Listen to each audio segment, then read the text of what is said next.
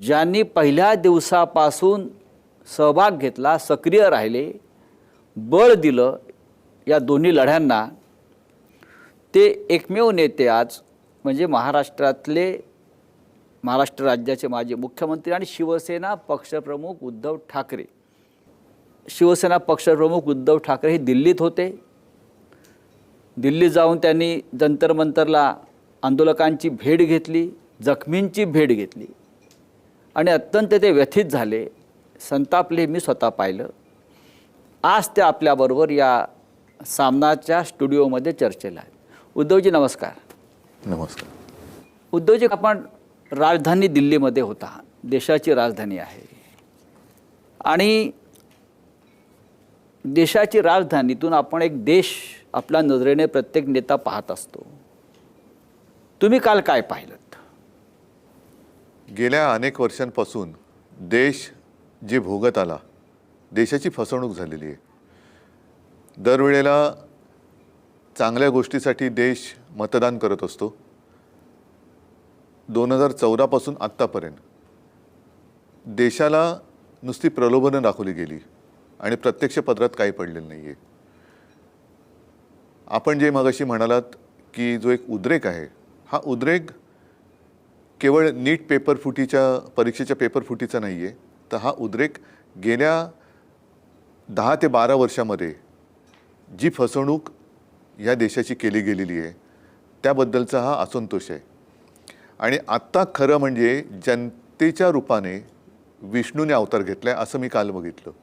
हा विष्णू आहे देश वाचवण्यासाठी, धर्म वाचवण्यासाठी. धर्म म्हणजे केवळ हिंदू मुसलमान असा नाही आहे, माणुसकीचा धर्म हा वाचवण्यासाठी जे रस्त्यावरती उतरलेले तरुण आहेत त्यांच्यासोबत त्यांचे आईवडील आणि आजी आजोबासुद्धा आहेत.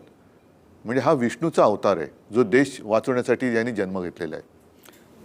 उद्धवजी, आणि आपण पाहिलं असेल आणि आपण चिंता व्यक्त केली की दिल्लीच्या अनेक रस्त्यावर हा संपूर्ण, ज्याला तुम्ही जी म्हणता, हा तरुण अत्यंत संतप्त हो. काही लोक त्याला झुरळ म्हणतात. हो, झुरळ म्हणतात, कॉक्रोच म्हणतात. होय. पण हा ज्या पद्धतीनं तो दिल्लीच्या रस्त्यावर संतप्त होऊन वावरत होता, फिरत होता, पोलिसांशी संघर्ष करत होता, हे योग्य आहे का? एक गोष्ट मला मुंबईपासून दिल्लीपर्यंत लक्षात आलेली ती म्हणजे ही सर्व जनता भीतीच्या पलीकडे गेलेली आहे. भीतीची बंदूक त्यांच्या कपाळावरती किंवा मस्तकावरती आत्तापर्यंत ह्या सरकारने जी रोखली होती, ती बंदूक आणि ती बंधनं जुगारून आताही स्वतःच्या जीवाची पर्वा न करता रस्त्यावरती उतरले. आणि का उतरणार नाही याचं कारण असं की 2014 पासून एका भोळ्या अपेक्षेने, भाबडेपणाने ज्यांना पाठिंबा दिला त्यांनीच पाठीतवार केल्याची भावना या जनतेच्या मनात आहे. आणि बघा ना तुम्ही, प्रत्येक ठिकाणी नकार घंटाच आहे. रोजगार मिळत आहेत का? नाही. रोजगार मिळत नाही आहे. महागाई कमी होते का? नाही. पेट्रोलचे भाव कमी झालेत का? गॅसचे भाव झालेत का? नाही. पेट्रोलमध्ये आता इथेनॉलचं मिश्रण म्हणजे त्याच्यातसुद्धा भेसळ व्हायला लागलेली आहे. रस्त्यावरती खड्डे पडत आहेत, पूल पडत आहेत, पक्ष फोडले जात आहेत, दानपेट्या म्हणजे राम मंदिराची दानपेटी फोडली जाते, फोडली म्हणजे लुटली जाते, पेपर फुटत आहेत. म्हणजे या सरकारला कशाचीच काही पडलेलं नाही आहे. म्हणजे सरकार अपयशी आहे किंवा पूर्णपणे किंवा सरकार लुटारूच्या भूमिकेत आहे? नक्की तुम्हाला काय म्हणायचं आहे? सरकार म्हणजे शेवटी काय, सरकारी एक यंत्रणा आहे, व्यवस्था आहे. ज्यांना ती व्यवस्था यंत्रणा चालवता येत नाही अशा लोकांच्या हातात हे सरकार आहे. हे देशाचं दुर्दैव आहे आणि त्याच्या विरुद्ध आज जनता पेटलेली आहे. फक्त दिल्लीत नाही तर देशाच्या कानाकोपऱ्यामध्ये, खास करून तुम्ही मुंबईत सुरुवात केली. हो, अशा पहिल्या दिवसापासून आपण पहिल्या दिवसापासून त्या आंदोलनात आहात. या देशाची तरुण पिढी त्यांच्या भवितव्यासाठी रस्त्यावरती उतरली आणि ती या देशाची शिक्षण पद्धती आणि शिक्षण व्यवस्था कोलमडली आहे. हे या आंदोलनाचं मुख्य विचारधारा किंवा केंद्र आहे. बाकी कोणते विषय ह्याच्यामध्ये मी म्हटलं ना की ही मालिका आहे. पहिली गोष्ट म्हणजे मला व्यवस्थित शिक्षण मिळत नाही, इथून या तरुणांच्या रागाला सुरुवात झालेली आहे. जो शिकलाय, सवरलाय, त्याला नोकरी मिळत नाही, ही दुसरी गोष्ट. नोकरी मिळाली तर घर चालवायला पगार पुरत नाही, ही तिसरी गोष्ट. त्याच्यानंतर मी ज्याला मत देतोय तो जागेवरती राहत नाही आहे, तोच मला फसवतोय, स्वतःचे विकास होत आहेत पण मला साधी रोजीरोटी मिळत नाही आहे. आणि त्याच्यावरती मीठ चोळलं जाते ते असं आहे, पंतप्रधानांकडनं सांगितलं जातं की 80 देशात साधारणतः आता किती 150 कोटी असतील लोक, त्यातल्या 80 कोटी लोकांना हे फुकट रेशन देतात. म्हणजे तुम्ही काय उपकार करतात का? कोणाला तुमचं काय फुकट नको आहे, त्यांना कष्ट करण्याची त्यांच्यात धमक आहे. त्या कष्टाला फक्त तुम्ही व्यवस्थित मान करा, द्या, सन्मान द्या. आणि अशी मुलं जेव्हा रस्त्यावरती उतरतात त्यांची कॉकरोच म्हणून हेटाळणी केली जाते. अशी लोक काय लायकीची आहेत, ज्यांना म्हणजे तरुणांना कॉकरोच म्हणणारी लोक काय लायकीची ही आहेत? हेटाळणी या देशाच्या मुख्य न्यायाधीशांनी केली आहे. हो, पण ही अयोग्य आहे. कॉकरोच या जो म्हणजे म्हणून मी म्हटलं ना की आपल्या देशाच्या स्वातंत्र्य संग्रामात अनेक क्रांतिकारिकांनी आपलं शहीद झालेत, जीव दिलाय, प्राण दिलाय. कोणासाठी दिला? काय वय होती त्यांची? ही जेनझीच म्हणजे याला आपण आता जेनझी म्हणतो, तेव्हा तो शब्द नसेल मला माहिती नाही, कारण मी नव्हतो त्या काळामध्ये, आपणही नव्हतो. पण त्यांनी त्यावेळेला जर का देशाच्या स्वातंत्र्यासाठी घरादाराची प्राण्याची पर्वा न करता आहुती दिली असेल तर त्यांनी जीव दिला नसता, प्राण दिले नसते, ते शहीद झाले नसते तर ही खुर्चीची ऊब तुम्हाला उभवायला मिळाली असती का? म्हणजे हा त्यांचा अपमान आहे. छत्रपती शिवाजी महाराजांनी 17व्या वर्षी तोरणा जिंकला, ज्ञानेश्वरांनी ज्ञानेश्वरी लिहिली. मग त्यांचं कर्तृत्व हे तुमच्यापेक्षा कित्येक पटीने मोठं आहे. तुम्ही फक्त खुर्चीवर बसलात म्हणून आदरणीय असं नाहीये. नाही, ह्याला असं तुम्हाला म्हणजे खुर्चीबद्दल आदर जरूर आहे, पण त्या खुर्चीवर अशिक्षित लोक बसल्यामुळे खुर्चीचा मान वाढेल अशी वर्तवणूक जर कोण करणार नसेल तर त्याचा आदर कोणी ठेवणार नाही. नाही, या देशाचं आणि नेतृत्व आत्ता सुद्धा जे मला जे काही मी वाचलं की काल त्यांच्यासमोर परवा जो काय लाठी हल्ला झाला, आपणही माझ्यासोबत होतात. अगदी एक मुलगी वेवळून सांगत होती, आक्रोश करत होती, म्हणजे उद्वेग होता की तिचे कपडे फाडले गेले. हो, मुलींना मारहाण करण्यात आली, अनेकांना काठीला खिळे लावून मारले. ह्याच्यामध्ये काही त्यांचे गुंड घुसवले जे सिव्हिल ड्रेसमध्ये होते पण त्यांच्या हातात पोलिसांचे दांडुके होते. म्हणजे मुलींना कशा पद्धतीने वागवलं, कशा पद्धतीने लाडक्या बहिणी किंवा लाडक्या मुली आहेत त्या सरकारच्या. ते व्हिडिओ सादर करू पाहत असताना कोर्ट सांगते आम्हाला पाहायला वेळ नाही. कोण आहात तुम्ही? कोण आहात? कोण तुम्ही? कोणासाठी बसल्यात तिकडे? हा प्रश्न विचारायचा नाही. म्हणजे तुम्हाला कुत्र्यांसाठी मांजरांसाठी सुमोटो सगळं करायला वेळ आहे, पण देशाच्या भविष्यासाठी त्यांच्यावरती होणाऱ्या अत्याचारांचे व्हिडिओ बघायला तुम्हाला वेळ नाही. म्हणजे धृतराष्ट्र झालात की काय तुम्ही? हे तुम्ही देशाच्या न्याय व्यवस्थेविषयी म्हणताय. हो, द्रौपदीने धृतराष्ट्राकडे न्याय मागण्यासारखं झालंय का आता?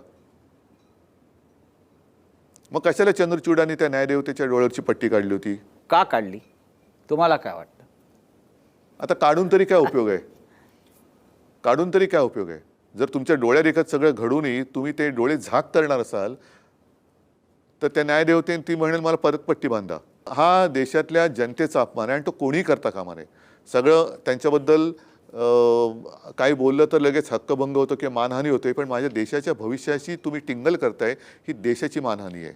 उद्धव साहेब, आपण पाहिलं असेल की देशाच्या सीमेवरच्या अनेक राष्ट्रांमध्ये, मग नेपाळ असेल, बांगलादेश असेल, पुढे लिबिया असेल, तिकडे सुद्धा जेन झी रस्त्यावरती उतरलं आणि त्यांनी सत्ता बदल केला. ही ताकद आहे त्यांची. आणि तेव्हा आपल्या देशाची भावना होती अनेकांची की आपल्याकडे हे कधी होईल, आपल्याकडे हे कधी होईल. बघा, आज ते आपल्याकडे तुम्हाला होताना दिसतंय का? शेवटी हे व्हावं अशी कोणाची काही इच्छा नसते. या टोकापर्यंत या तरुणांना जाण्याची वेळ यावी ही कोणाचीच इच्छा नसते. साधी गोष्ट होती, किंवा साधी गोष्ट ह्यापुरती मी म्हणेन की परीक्षेचा अभ्यास करून जेव्हा एखादा मुलगा किंवा मुलगी परीक्षेला जाते आणि त्याच्यानंतर तिला पेपर दिल्यानंतर कळतं की पेपर फुटलाय. आता जवळपास 20-22 मुला-मुलींनी आत्महत्या केली. त्यांचे पालक त्याच्यामध्ये होते ना. अनेक म्हणजे काही मुलांनी तर परीक्षेच्या टेन्शननी आत्महत्या केली. मग तुम्ही त्यांच्या भावनेची किंवा त्यांच्या त्रासाची कदर करणारच की नाही? आणि एवढं शिकल्यानंतर सुद्धा जर त्यांच्या कपाळी बेकारीचा सोटाच येणार असेल तर मग काय भविष्य काय? का ही मुलं रस्त्यावरती का उतरले? परीक्षा केंद्रात जाऊ इच्छिणारी मुलं रस्त्यावरती का उतरले? ह्याचा विचार कोण करणार? तुम्ही जेव्हा जंतर मंतरला पोहोचलात रात्री, पाऊस होता, तरीही लोक, तरुण मुलं असंख्य, म्हणजे मोठ्या संख्येनं, हजारोच्या संख्येनं तिकडे होती.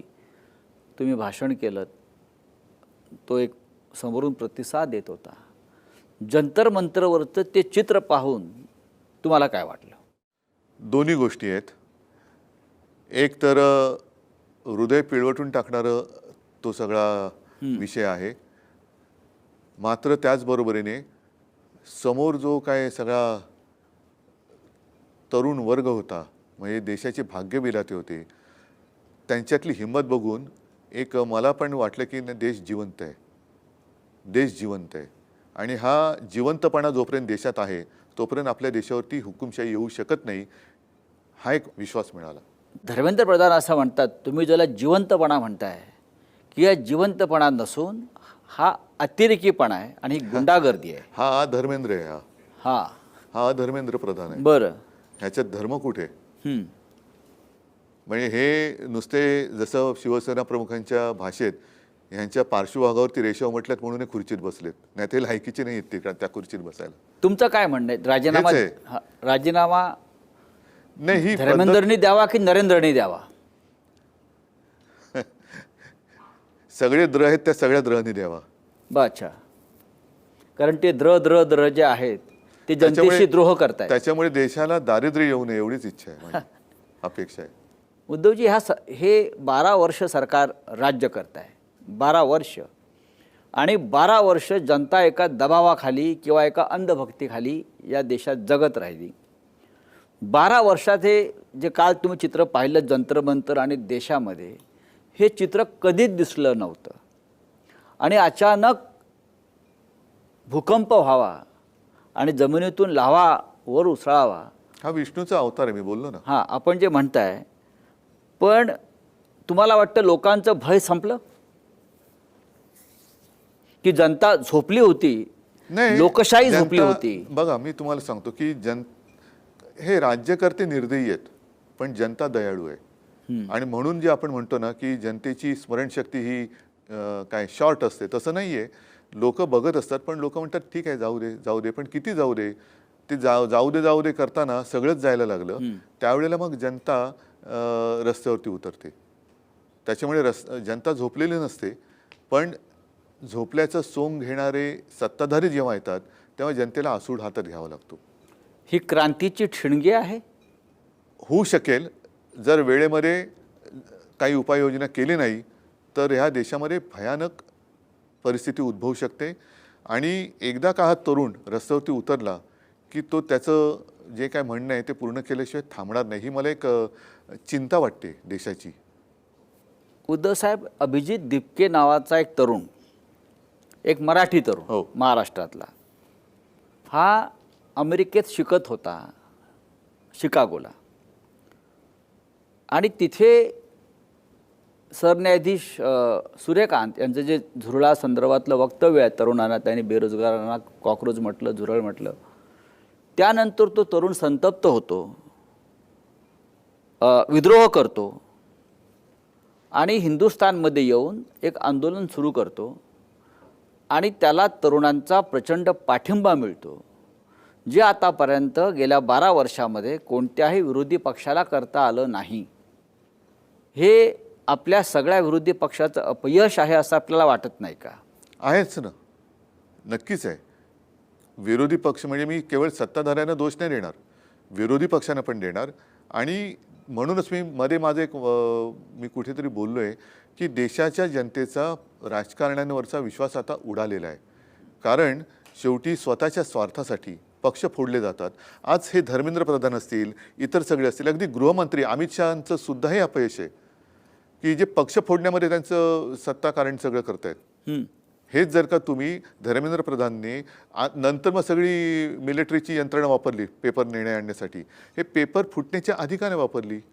तुम्हाला काम दिलं ना, लोकांनी निवडून दिले, निवडून दिल्यानंतर तुम्ही तुमच्या खात्याचं काम करा ना. तुम्ही तुमच्या खात्याचा दुरुपयोग पक्ष फोडण्यासाठी करताय. म्हणजे अगदी बंगालमध्ये सुद्धा CRPFचे जवान घुसून तुम्ही स्वतःच्या पक्षाला विजयी करून घेतलं. अशा वेळेला सगळ्यांवरचाच विश्वास उडाला आहे. म्हणजे जे सैन्य आजपर्यंत पाकिस्तान व्याप्त काश्मीरमध्ये आणि घुसवायला पाहिजे होतं ते तुम्ही बंगालमध्ये घुसवताय निवडणूक जिंकायला, तिकडे दमदाटी करून निवडणूक जिंकताय. जे मणिपूरमध्ये घुसवायला पाहिजे होतं ते तुम्ही बंगालमध्ये घुसवत आहे. जे मणिपूरमध्ये त्यांनी शांतता निर्माण करण्यासाठी वापरायला पाहिजे ती शक्ती, ती आज आमच्या तरुणांवरती, मुलींवरती लाठ्याकाठ्या आणि अगदी निर्दयीपणाने अश्रुधूर वापरण्यासाठी तुम्ही सोडण्यासाठी करताय. आणि त्याच्यावरती प्रश्न विचारायला गेल्यानंतर देशद्रोही ठरवले जाते. त्याच्यामुळे आता तुम्ही कोणाकोणाला देशद्रोही ठरवणार? तुमच्या घरातली मुलं पण तिकडे गेलेत. नाही, त्या तरुणांना सुद्धा देशद्रोहीच ठरवलेला आहे. हो, कारण त्याच्यामध्ये पाकिस्तानचा हात आहे, चीनचा हात आहे, नाही, मग असं सांगितलं जात आहे. मग हे आता व्हिडिओ आलेले आहेत की जे सिव्हिल ड्रेसमध्ये, नागरी वेशामध्ये हे गुंड दिसत आहेत. हे गुंड कोणाचे आहेत? भाजपचे आहेत, RSSचे आहेत का पाकिस्तानवरून आणले आहेत? आणि त्यांचे फोटो मी तिकडे जाहीर ह्याच्यात बोललो जंतर मंतरवरती की ते फोटो सोशल मीडियावरती करा प्रसारित आणि वॉन्टेड म्हणून करा. हे वॉन्टेड, हे गुंड आहेत, हे गुंड आहेत. आणि हे गुंड आहेत हे उद्या सरकार बदलल्यानंतर यांना सोडायचं नाही. यांना यांची सजा मिळाली पाहिजे. जे मोदी म्हणालेत की जे अपराधी आहेत त्यांना सोडणार नाहीत, पहिले ह्या गुंडांना अटका करा. पोलीस ज्यांच्या नेम प्लेट नाही आहेत मग हे कोण आहेत? मग त्यांना तुम्ही नाटक कंपनीचे कपडे घालून हातात दंडा देऊन पोलीस बनवले का तुम्ही? नाही, अशा वेळेला सरकारचं एक धोरण कायम राहिलं, मग ते नरेंद्र मोदी असतील किंवा अमित शहा असतील किंवा भारतीय जनता पक्ष संपूर्ण असेल, ते विरोधी पक्षाला विकत घेतात, आमदार खासदार फोडतात, सरकारं विकत घेतात, निवडणुका विकत घेतात, मतं विकत घेतात, जय पराजय विकत घेतात. या देशामध्ये विरोधी पक्ष कोणता असावा किंवा नेता कोण असावा हे ते ठरवायला लागले. अशा वेळेला एवढा ताकदीचं सरकार असताना ते हे आंदोलन का संपवू शकलं नाहीत? त्यांची ताकद कुठे गेली? म्हणूनच म्हटलं की हा विष्णूचा अवतार आहे, हा रामाचा अवतार आहे. हे आंदोलन विकत नाही घेऊ शकले. आणि हे या निर्दयी रावण रूपी सरकारचा किंवा सरकार रूपी रावणाचा वध केल्याशिवाय आता हे थांबणार नाही. हा विष्णूचा अवतार. आणि जो आरोप केला जातो सातत्यानं की याच्यामध्ये परकीय हात आहे, तुम्हाला वाटतंय का? मला असं वाटतं की आता सरकारमध्ये परकीय हात आहे का, की जो आपल्या मुलांवरती लाठ्या चालवतोय, अश्रुधूर सोडतोय, ह्याच्यात म्हणजे आपलं सरकार कोण चालवतोय हाच आता एक संशोधनाचा विषय आहे. कोण चालवत आहे? नाही, हा संशोधनाचा विषय आहे. मी तुम्हाला अजून एक प्रश्न विचारतो की गेल्या काही काळापासून भारतीय जनता पक्षाचा IT सेल ही एक फार मोठी ताकद होती, पण या जेन झीनं जंतर मंतरच्या हा IT सेल उद्ध्वस्त वाट लावून ठेवली त्यांची. कारण ज्या पद्धतीची सक्रियता किंवा ज्याला आपण क्रिएटिव्हिटी म्हणतो ती जर तुम्ही पाहिलीत तर त्या मुलांच्या बुद्धीची तुम्हाला अक्षरशः अभिमान वाटेल. नाही, हा लढा तुम्हाला सांगू का, अंधभक्त विरुद्ध देशभक्त असा आहे. अंधभक्त विरुद्ध देशभक्त असा हा लढा आहे. म्हणजे लहान मुली घोषणा देत होत्या. हो. काय घोषणा देत होत्या? आपण मोदींच्या 56 इंचाच्या छातीची नेहमी आपण टीका केली, पण त्या लहान मुलींची घोषणा होती 4, आया आया 56 इंच का बंदर, बाल नरेंद्र बाल नरेंद्र. आणि या घोषणा लोकप्रिय झाल्या, सर्वत्र व्हायरल झाल्या. कोणी गाणी म्हणताय, कोणी तिथे नाटक करताय, कोणी भाषण करताय, कोणी कविता करताय. लोकांना आता बंदुकीची भीती नाही राहिली, तुरुंगवासाची भीती नाही राहिली. आणि हे खूप कौतुकास्पद पण आहे आणि त्याचबरोबरीने सत्ताधाऱ्यांच्या दृष्टीने धोकादायक आणि भीतीदायक आहे. आपल्या देशातल्या लोकशाहीची प्रकृती सध्या कशी आहे? लोकशाहीला मला असं वाटतं या आंदोलनाने आता ऑक्सिजन मिळालेलं आहे. जी मरणप्राय झाली होती तिला आता ऑक्सिजन मिळालेलं आहे. कारण कोणाकडेच दाद मागून जर का न्याय मिळणार नसेल आणि द्रौपदीचं वस्त्रहरण होताना धृतराष्ट्र काही हलणार नसेल तर मग ती कोणी कविता लिहिली ना, सुनो द्रौपदी शस्त्र उठा लो अब गोविंद ना आएंगे. पण ही जर लोकशाहीची प्रकृती जर आता सुधारत असेल तर ही लोकशाही पुन्हा ताठकण्यानं उभं राहण्यासाठी या देशातल्या संपूर्णपणे उद्ध्वस्त केलेल्या संविधानिक संस्था आहेत, न्यायालयं असतील, निवडणूक आयोग असेल किंवा गव्हर्नर्स असतील, लोकसभा, राज्यसभा, ह्यांच्या बळावर लोकशाही ही सुदृढ राहते. या सगळ्या संस्था आज ज्या मृतावस्थेत पडलेल्या किंवा गुलाम झालेल्या आहेत त्यांचं काय करणार? काही मृतावस्थेत आहेत पण काही दबावाखाली आहेत. हा दबाव एकदा जर का संपला की मला असं वाटतं त्यांना परत नवीन कोंब फुटतील. हम्म, हम्म. कारण ह्या गोष्टी होतात, हा निसर्गाचा नियम आहे की पानं झडतात, पानं नव्याने येतात. तर नवीन कोंब येतील. लोकशाही काय मरणार नाही देशातली. जंतर मंतरचे सगळ्यात मोठे पडसाद महाराष्ट्रात उमटले आणि ते शिवसेनेनं सगळ्यात आधी त्याच्यावरती एक भूमिका घेतली. तुम्ही किंवा आदित्य ठाकरे ह्याने नुसती भूमिका घेतली नाही, तर आपण शिवाई पार्वण शिवतीर्थावरती जो एक विराट असा तरुणांचा एक मेळावा घेतलात आणि त्याच्यामध्ये ज्या आपल्या भूमिका मांडल्यात, त्याच्यामुळे अख्ख्या महाराष्ट्राच्या कानाकोपऱ्यामध्ये आता हे पडसाद उमटू लागलेले आहेत. तुम्हाला असं का वाटलं की आपण तात्काळ या तरुणांच्या आंदोलनाला पाठिंबा दिला पाहिजे? शिवसेना ही तरुणांचीच संघटना आहे आणि शिवसेनेचा जन्मच मुळात बाळासाहेबांनी इथल्या भूमिपुत्रांच्या न्याय हक्कासाठी तो दिला. जर तरुणांसाठी ही संघटना लढणार नसेल तर तरुणांसाठी दुसरं कोण लढणार? आणि काय चूक आहे त्यांचं? एक अभिजित दिपके तो तिकडे होता ना, व्यवस्थित होता, शिकत होता, तो शिकून करायची तिकडे नोकरी पकडून राहिलाही असता. त्याला काय गरज होती हा विषय उचलण्याची? बरं, विषय उचलला तो उचलला तिकडनं, पण तो म्हणजे उंटावरनं शेळ्या हाकू शकला असता. तो ते सोडून इकडे आला. आल्यानंतर आज अनेक तिकडे असंख्य तरुण मुलं मुली हे घरदार सोडून कित्येक दिवस, जवळपास आता महिना झाला, हे तिकडे आहेत आणि रोज गर्दी वाढते. आणि ही मुलं जर का स्वतःच्या न्याय हक्कासाठी आवाज उठवत असतील तर त्यांना आपण बळ देणं हे कर्तव्य मानलं पाहिजे आणि सगळ्यांनी त्यांच्या मागे उभं राहिलं पाहिजे, सोबत उभं राहिलं पाहिजे. या आंदोलनामध्ये महाराष्ट्रात तुम्ही स्वतंत्रपणे करता की तुमच्याबरोबर तुमचे इतर सुद्धा? नाही, आत्ताच मी राजाकडे होतो. आम्ही म्हणजे शिवसेना आणि मनसे तर एकत्र आहोतच. काल माझं राहुलजींबरोबर बोलणं झालं. हां. त्याच्यानंतर त्यांचे प्रदेशाध्यक्ष सुद्धा बोलले की आम्ही सुद्धा तुमच्यासोबत आहोत. मी इतर राज्यातले काही नेत्यांशी सुद्धा बोललेलो आहे. ते सुद्धा त्यांच्या त्यांच्या परीने हे सगळं करत आहेत. मात्र आता ह्या तरुणांना दिशा दाखवण्याची गरज आहे, नेतृत्व करण्याची गरज नाही. आता ह्यांना हे उतरलेत रस्त्यात.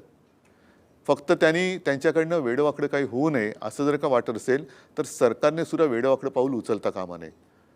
पण सरकारला पूर्ण आत्मविश्वास आहे. कारण शेवटी ते आजही चर्चेला तयार असतील तर सरकारने त्यांच्याबरोबर चर्चा केली पाहिजे. पाकिस्तानबरोबर चर्चेचे दरवाजे खुले ठेवा सांगणारे RSS ह्या आंदोलनात गप्प काय का सांगत नाही की या मुलांसोबत जाऊन चर्चा करा? पाकिस्तानबरोबर चर्चेचे दरवाजे उघडे ठेवले पाहिजेत. आम्ही म्हणजे हिटलर नाही. तर मग पाकिस्तानबरोबर तुम्ही हिटलर नसाल तर मुलांबरोबर हिटलरची भूमिका का करताय? हो, पण सरकार आजही या आत्मविश्वासात आहे किंवा आपल्या भाषेमध्ये मस्तीत किंवा माजात आहे की आम्ही हे मुलांचं आंदोलन सहज चिरडून टाकू, त्याच्यावेळी आम्ही चर्चा करणार नाही. याच्याविषयी आपलं काय म्हणणं आहे? त्याने आजूबाजूला बघायला पाहिजे. ज्या शेख हसीनाना त्याने आश्रय दिलाय त्यांना विचारा की बाबा तुम्ही का नाही चिरडू शकला ते आंदोलन? नेपाळचे जे पंतप्रधान आता कुठे पळालेत नाही पळाले असतील तिकडे, त्यांना विचार तुम्ही का नाही चिरडू शकलात? कारण देश म्हणजे दगडधोंडे नाही, तो देश म्हणजे देशातली जनता. आणि ती जनता लोकशाहीमध्ये जसं जनता मत देते तर मत देण्याचे आणि मत व्यक्त करण्याचे जनतेला प्रकार माहिती आहेत. सोनम वांगचूक हे आंदोलनाचे नेते आहेत. सरकारनं त्यांना जबरदस्तीनं इस्पितळात घेऊन गेले. त्यांचं असं म्हणणं आहे की हा देशाच्या दुसऱ्या स्वातंत्र्याचा लढा आहे. हे आपल्याला मान्य आहे का? असं आहे की पहिलं स्वातंत्र्य दुसरं स्वातंत्र्य असं करण्यापेक्षा मी म्हणेन हा स्वातंत्र्य टिकवण्याचा लढा आहे. आपण स्वतंत्रच आहोत, पण ह्या स्वातंत्र्यावरती जर कोणी कब्जा करण्याचा प्रयत्न करत असेल तर ते पाश आवडले जाण्याच्या आधी तोडणं, म्हणून हे स्वातंत्र्य ही टिकवण्याची लढाई आहे. हे जरी आपण टिकवत असाल तरी आपण एक प्रमुख राजकीय पक्षाचे प्रमुख आहात आणि प्रत्येक आंदोलनामध्ये प्रत्येक राजकीय पक्ष, मग विरोधी पक्ष, मग राहुल गांधी असतील, अखिलेश यादव असतील, ते राजकारणाचा विचार नक्कीच करतात की याचे पुढले परिणाम काय होतील. हे आंदोलन सुरू असताना तुमच्यासमोर निवडणुकांचा विचार आहे का? कारण लोकसभा असतील, विधानसभा असतील, अजून 2.5 वर्ष आहेत. 2.5 वर्ष या आंदोलनाची धग तुम्ही टिकवू शकाल? पण तोपर्यंत मग अशी मुलं जाताना बघत बसायचं, पेपर फुटताना बघत बसायचं, मुलांचे आयुष्य उद्ध्वस्त होताना बघत बसायचं? 2.5 वर्ष शेवटी- तुम्ही काय करणार आहात? समजा उद्या सरकारनं आंदोलन थंड केलं, हे करू देत. उद्या नरेंद्र मोदी एखाद्या मंदिरात जातील, तपाला बसतील, तपश्चर्या करतील, बाहेरून म्हणतील मी प्रायश्चित घेतलं, आणि बघा. परत अंधभक्त टाळ वाजवायला लागतील. नाही, आता म्हणून म्हटलं ना की शेवटी आपण कशासाठी जगतो हा विचार जनतेने केला पाहिजे. जर मी जनतेसाठी लढत असेन तर मी निवडणुकीचा विचार न करता मुलांच्या न्याय हक्कासाठी रस्त्यावरती आलं पाहिजे किंवा त्यांच्यासोबत राहिलं पाहिजे. आता आपण आपलं काम करावं, हे आंदोलन थंड व्हावं म्हणजे कसं की चांगल्या पद्धतीने मिटावं, अशी माझी आजसुद्धा इच्छा आहे. मला असं नाही वाटत की या देशामध्ये दंगे धोपे व्हावेत, ह्या देशात हिंसाचार व्हावा, असं मला अजिबात वाटत नाही. या मुलांच्या मागणीकडे तुम्ही माणुसकीच्या नजरेने बघावं, त्यांच्यासोबत जाऊन बसावं, बोलावं आणि आंदोलन संपवावं. बघू पुढच्या वेळेला 2 वर्षांनी जे विषय असतील ते राजकीय विषय राजकारणात घेऊ. पण मुलांचं आयुष्य पणाला लावून तुम्ही राजकारण करणार असाल तर तुम्ही पापी आहात. मला माझ्या राजकारणासाठी मुलांची जीव नाही घ्यायचे. शिवसेना 60 वर्षाची झाली आणि या 60 वर्षामध्ये शिवसेनेनं अनेक आंदोलनं केली आणि ती सगळी आंदोलनाचा केंद्रबिंदू हा तरुण वर्गच होता. शिवसेना प्रमुखांनी जेव्हा पक्षाची स्थापना केली तेव्हाही ते तरुणांचेच नेते होते. या देशातल्या तरुणांमध्ये ती शक्ती परिवर्तनाची अजूनही आहे असं आपल्याला वाटतं का? हो, ती दिसते. कारण शिवसेना प्रमुख जे म्हणायचे की शरीर थकत जातं, वय वाढत जातं, पण ज्या दिवशी तुम्ही मनाने थकाल, मनाने वृद्ध व्हाल, तेव्हा तुम्ही संपलात. तुमचं वय हे निसर्गाचं आहे, पण मनाचं तारुण्य टिकवणं, आणि तारुण्य म्हणजे काय की आत्ताच्या मुलांबरोबर त्यांच्या वेदना समजून घेतल्या पाहिजेत, त्यांच्या व्यथा समजून घेतल्या पाहिजेत. त्या जर का तुम्ही समजून घेत असाल तर तुम्ही त्यांचे नेते होऊ शकाल. नाहीतर तुम्ही तरुणात पण त्यांना समजूनच घेत नाही तर काय उपयोग आहे तुमच्या वयाचा? उद्धवजी, अजून एक महत्त्वाचा विषय या देशात सध्या नव्हे तर जगभरातल्या हिंदूंमध्ये खास करून हा चर्चेला जातोय किंवा त्याविषयी पण प्रचंड संताप आहे. तो म्हणजे अयोध्येमध्ये जे राम मंदिर उभं राहिलं, अनेकांच्या बलिदानातून, त्यागातून, संघर्षातून, त्या राम मंदिराच्या दानपेटीच्या 550 कोटीच्या दानपेट्या चोरीला गेल्या. राम मंदिरामध्ये देणग्यांचा अपहार झाला आणि हा अपहार जवळजवळ 13,000 कोटीचा आहे. प्रत्यक्ष रामाची किंवा राम मंदिराची ही लूट जेव्हा समोर आली किंवा आत्ता त्याच्यामध्ये सुद्धा लोक संताप व्यक्त करतात, ह्याच्यावर तुमचं काय मत आहे? राम मंदिर लुटलं गेलं. आता ह्या सरकारने नाही, हे मोगलांनी मंदिर लुटलंय का असं मी विचारतो परत. नाही, आता नीटचे पेपर आणि मंदिराची दानपेटी हे मोगलांनी लुटले, पाकिस्तानने लुटले का नेहरूने लुटले? पेपर कोणी नेहरूने फोडलेत का? दानपेटी नेहरूने फोडले का? आता ह्यांचा मुखवटा गळून पडतोय. ही दोन्ही जी पापं त्यांची आहेत, म्हणजे ज्या मंदिराच्या नावाने ह्यांनी मतं मिळवली ती दानपेटी हे फोडतात, मंदिर लुटतायत. ज्या तरुणांना भविष्याची स्वप्न दाखवून मतं मिळवली त्या तरुणाईला तुम्ही चिरडतायत. ह्या दोन्ही गोष्टी ह्या भाजपच्या नासलेल्या सडलेल्या वृत्तीचं एक प्रतीक आहे. आणि केवळ राम मंदिर लुटलं नाही जाते, केदारनाथ मंदिर लुटले गेल्याच्या बातम्या आहेत, बद्रीनाथमध्ये चोरी झालेली आहे, उज्जैनमध्ये जमीन घोटाळा झाला आहे, अयोध्येमध्ये जमीन घोटाळा झालेला आहे, इतर अनेक ठिकाणी घोटाळे झाले असतील जे अजून लक्षात नाही आलेलं. हिंदुत्व म्हणजे या देशामध्ये मी मध्ये असं म्हटलं होतं की युवा शक्तीपेक्षा बुवा शक्ती अधिक जास्त बोकाळलेली आहे. ही सगळी बुवा शक्ती भाजपच्या हिंदुत्वात सामील झालेली आहे. हो, त्याच्यामुळे ह्या बुवा शक्तीपेक्षा युवा शक्तीला किंमत द्या, ती तुम्हाला तारेण. बुवा काही करू शकत नाही तुम्हाला. जंतर मंतर वेगळे, हे जंतर मंतर वेगळे. हे जंतर मंतरनी कारभार नाही करू शकत तुम्ही. ते जंतर मंतर आता उतरले लोकांवरची. ना हा मंदिर लुटीचा विषय तुम्हाला किती गंभीर वाटतोय? अतिशय गंभीर आहे. कारण तुम्ही शेवटी मग कोणत्या आधारावरती सत्तेत आलात? आज जे आम्हाला अनाहूत सल्ले दिले जात आहेत, मंदिर लुटीचं राजकारण करू नका, तुम्ही कोण सांगणार आहे आम्हाला राजकारण करू नका सांगणार आहे? हिंदुत्वावर सल्ले देतात. हिंदुत्वावरती सल्ले देतात. तुम्ही तुमचं काम करा, आम्हाला आमचं काम करू द्या. आमच्या कामात तुम्ही ढवळाढवळ नाही करायची, आम्ही तुमच्या कामात करतो. आणि मग मंदिराचं राजकारण म्हणजे मला आठवते की ज्या हिंदुत्वाचा प्रचार केला म्हणून बाळासाहेबांचं मतदानाचा अधिकार बाळासाहेबांचा काढून घेतला होता. त्यांना ते निवडणूक कधीच लढवणार नव्हते, निवडणूक लढवण्याचा अधिकार काढून घेतला होता. भोगतोय कोण आज? बाबरी पाडल्यानंतर शिवसैनिकांवरती केसेस झाल्या होत्या. कोण भाजपवाला होता त्याच्यात?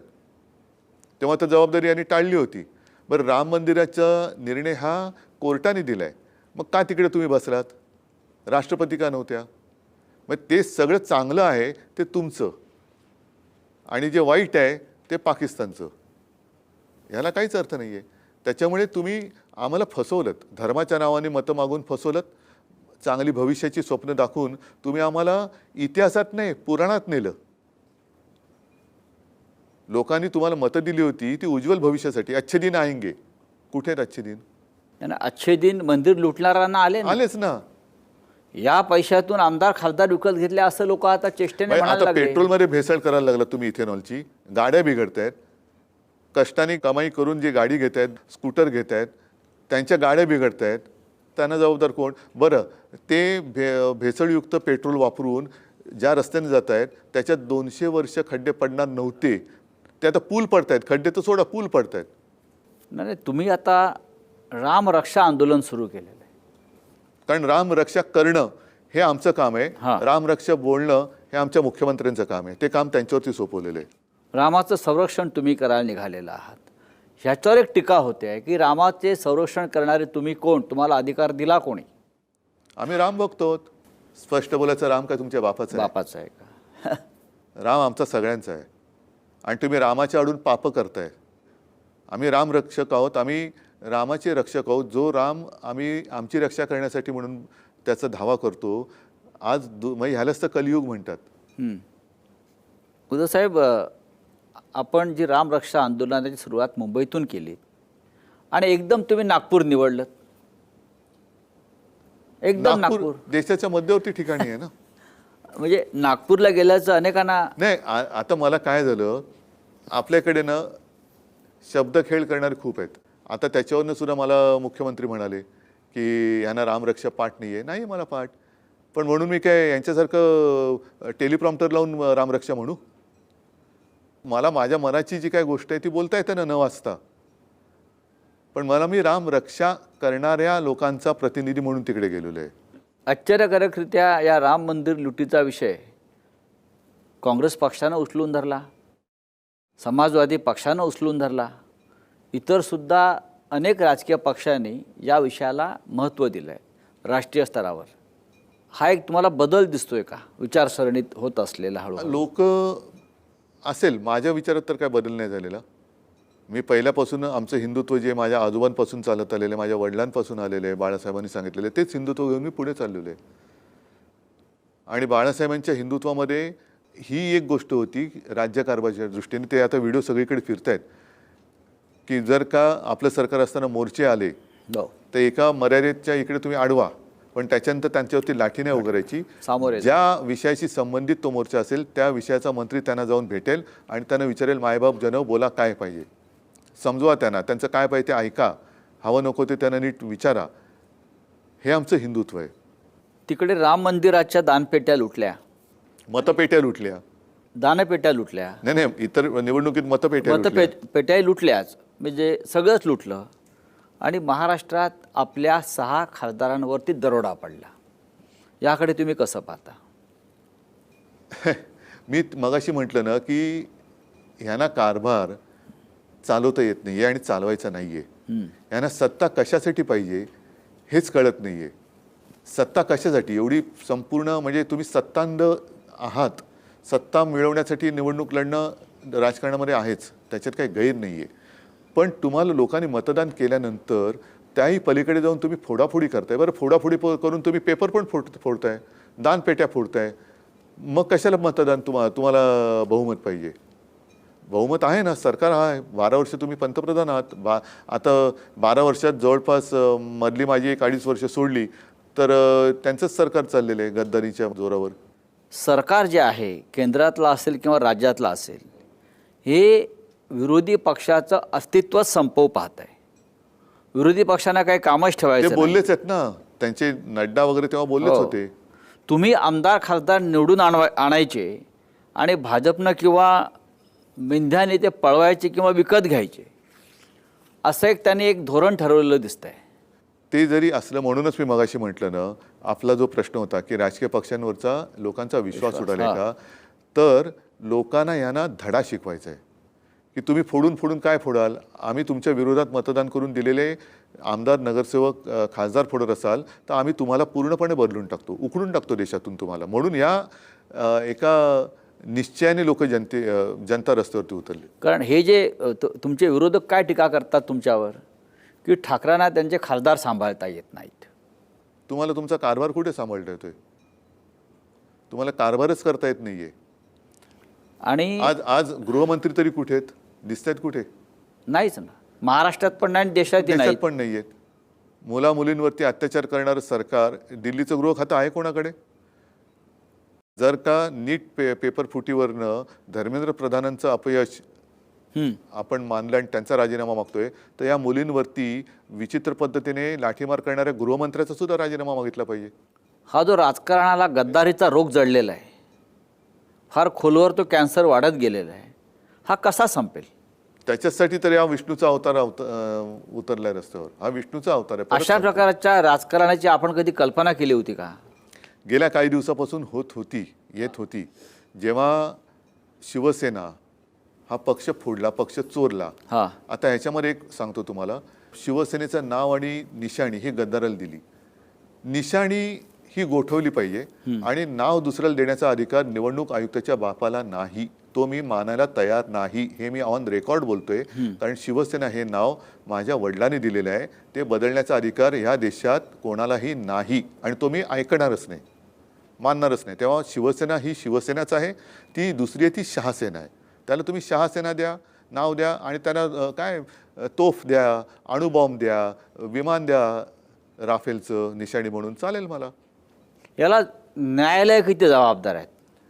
आता मधल्या काळामध्ये सगळेच म्हणतात ना की न्यायालयाने, म्हणजे हेच आत्ताचे जे सरन्यायाधीश आहेत तेच म्हणाले की न्याय नाकारणं म्हणजे न्याय नष्ट करणे, डिस्ट्रॉय करणे.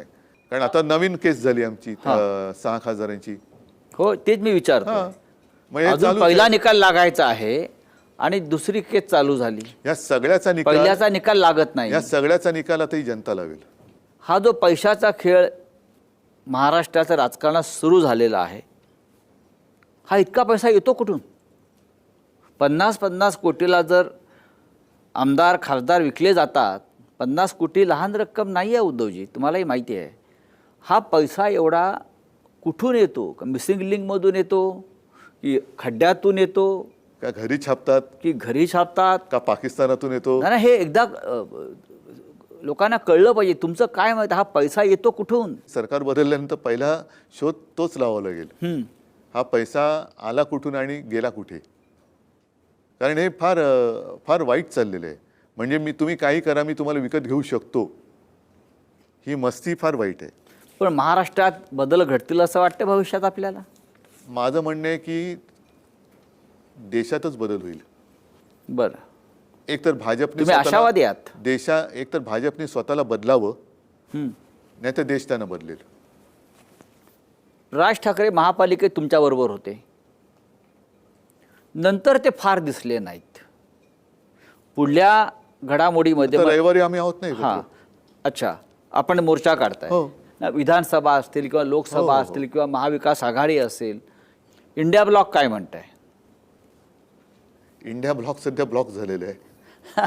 पण ब्लॉक जर झाला असलं तरी तुमच्यासारखे नेते त्या ब्लॉकमध्ये आहेत. आमचा प्रयत्न सुरू आहे. झुरळ जनता पार्टीचं भविष्य काय? बघा, शेवटी ही एक आंदोलनाची ठिणगी आहे. तुम्ही असं समजू नका लगेच की झुरळ जनता पार्टी निवडणूक लढवेल, कॉक्रोच जनता पार्टी सत्तेवर येईल. शेवटी ती आज मुलं आहेत. ते एका उद्वेगाने रस्त्यावरती उतरलेत आणि त्यांना कॉक्रोच म्हटल्याचा एक त्यांना भयंकर राग आलेला आहे. तो राग आत्ता व्यक्त होतोय. लगेच त्यांनी ते देशात काय राज्य करतील, काय करतील, हा पुढचा विषय, ते त्यांना ठरवू द्या. पण आत्ता मला असं वाटतं की आपण सगळ्यांनी यांच्यासोबत राहणं गरजेचं आहे. नाहीतर हे जे बसलेत, ज्यांना मी माझ्या रविवारच्या भाषणात सत्तेला चिकटलेल्या आणि लोकशाहीचं रक्त पिणाऱ्या गोचिडी म्हणतोय, हे सगळं रक्त शोषून घेतील आणि मग आपल्याला कोण वाचवणार नाही. शिवसेनेच्या राजकारणाची पुढली दिशा काय आहे? पुढली दिशा जे आहे त्याच दिशेने वाटचाल करणं, न थकता न थांबता. कार्यक्रम काय? तरुणांच्या मागे उभं राहत आलेलो आहे आणि जसजसे विषय येतील तसतसं योग्य अयोग्य करत त्यांच्या सोबत राहणं. नुकताच तुम्ही 6 जिल्ह्यांचा दौरा केलात आणि तो फार मोठा दौरा होता. तुम्ही नागपुरात सुद्धा जाऊन आलात. हो. तुम्ही दिल्लीत काल जाऊन आलात आणि जंतर मंतरच्या हजारो आंदोलकांना भेटलात. मला जिथे जिथे जाणं आवश्यक वाटेल तिथे मी जाणार, लोकांना भेटणार, मी जाणार. रामरक्षा आंदोलन चालूच राहणार. रामरक्षा आंदोलन चालूच राहणार. याचं कारण असं की कदाचित मला अशी आता भीती वाटते की ह्या प्रकरणाचा एक काय खोटा तपास केला जाईल, काही जणांना उगाचच लटकवलं जाईल, बाकीच्यांना क्लीन चिट देऊन ह्या विषयावरती पांघरून टाकण्याचा प्रकार होईल आणि पुन्हा त्या पांघरुणाखालनं चोऱ्या चालू राहतील. तर तिकडे पूर्ण पारदर्शकपणाने तपास तर झाला पाहिजे, पण पुढची जी काही सिस्टीम ज्याला म्हणतो ती पारदर्शक असली पाहिजे. म्हणजे आणि म्हणून माझा एक असा विचार आहे, आता ते सगळ्यांनी मान्य करणं, ज्यांचं नाव घेतो त्यांना पण ते मान्य असलं पाहिजे की हा सगळा मंदिर लुटीचा तपास हा निवृत्त न्यायमूर्ती अभय ओक यांच्या माध्यमातून आपण बोललात त्याआधी, कारण ते अत्यंत जाहीरपणे. निपक्षपातीपणाने याचा तपास आणि न्यायनिवाडा करू शकतील असं मला वाटतं. आता हा विषय त्यांचा आहे आणि ज्यांच्या हातात सत्ता आहे त्यांचा आहे. आपण हिंदुत्वाचे चौकीदार म्हणून काम करू इच्छिता असं मला वाटतंय. नाही, इकडे चौकीदार कोणी नाही आहे, कारण आता तो चौकीदार हा शब्द फार बदनाम झालेला आहे.